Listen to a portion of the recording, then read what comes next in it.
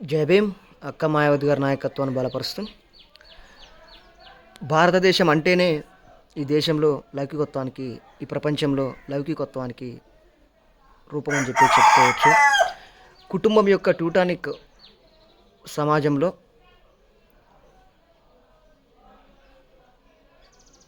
ప్రాచీన గ్రీకు రూపానికి కానీ, తూర్పు దేశాల రూపానికి కానీ ఆ స్వభావం ఇవ్వడంగానే అసంబద్ధమని అన్నట్లుగా ఈ రూపాలన్నిటికీ కలిపి చూస్తే ఇవి చారిత్రాత్మక అభివృద్ధిలో ఒక వరుస క్రమంలో అవుతాయని చెప్పేసి చెప్పుకోవచ్చు. అంతేకాక సామూహికంగా పనిచేసే బృందాల్లో ఉభయలింగాలకు అన్ని వయసులటువంటి వ్యక్తులకు చెందినటువంటి వ్యక్తులు తగిన పరిస్థితుల్లో అవశ్యంగా మాననీయమైనటువంటి అభివృద్ధికి కారణమవుతుందని తేటతెల్లవని చెప్పుకోవచ్చు. సత్యజోనిక అభివృద్ధి చెందినటువంటి పాశవికమైనటువంటి పెట్టుబడిదారి రూపంలో ఉత్పత్తి ప్రక్రియ శ్రామికుని కొరకు కాక శ్రామికుడు ఉత్పత్తి ప్రక్రియ కొరకు జీవించే పెట్టుబడిదారి రూపంలో ఆ విషయం నైతిక కాలుష్యానికి బానిసత్వాన్ని మహమ్మారి లాంటిదని కూడా చెప్పుకోవచ్చు.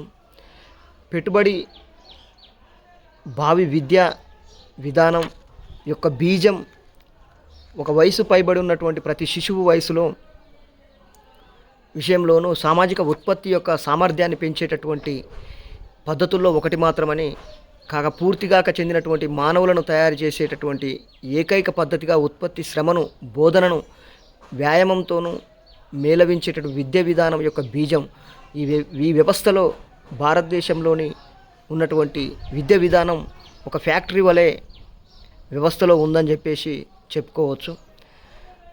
మహనీయులు డాక్టర్ బిఆర్ అంబేద్కర్ గారు, మహాత్మా జ్యోతిరావు పూలే గారు, నారాయణ గురు, పెరియార్ రామస్వామి, డాక్టర్ మాన్యవర్ కాన్షీరామ్ గారు, అక్క మాయావతి గారు రాజ్య సమస్యలను, జాతి సమస్యలను ఒకే చారిత్రాత్మక స్థాయిలో ఉంచుతుంది.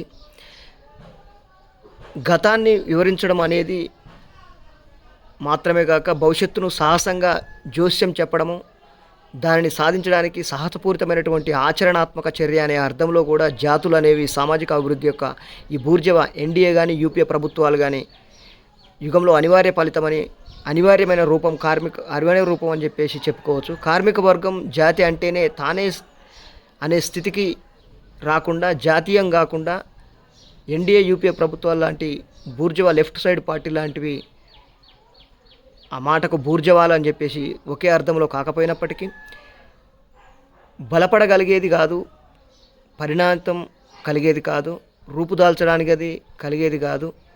మహనీయులు పూలే, సాహు, పెరియార్, నారాయణ గురు, అంబేద్కర్, అక్క మాయావతి ఈ దేశానికి దార్శనికులని కూడా చెప్పుకోవచ్చు.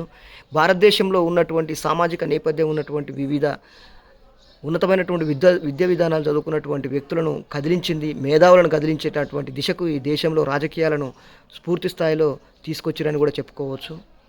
విశ్వవిద్యాలయాల్లో కానీ, వివిధ కమ్యూనిటీ యూనియన్లో కానీ, వివిధ సామాజిక నేపథ్యం ఉన్నటువంటి వ్యక్తులలో జెండా ఎగిరేసిరని కూడా చెప్పుకోవచ్చు.